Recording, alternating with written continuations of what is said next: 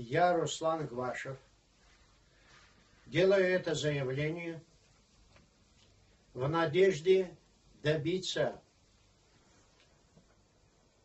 результата или быть хотя бы услышан миром,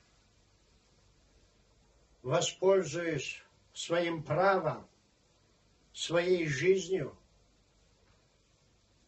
чтобы заявить вам всем, что я сегодня начинаю бессрочную голодовку.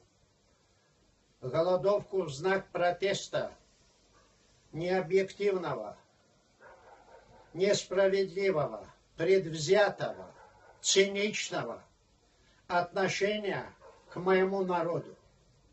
И лично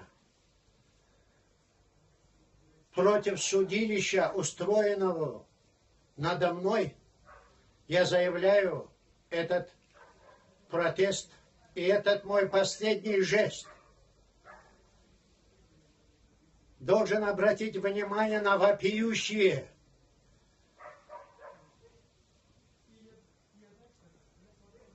действия противоправные со стороны властей. Надеюсь, что буду услышан.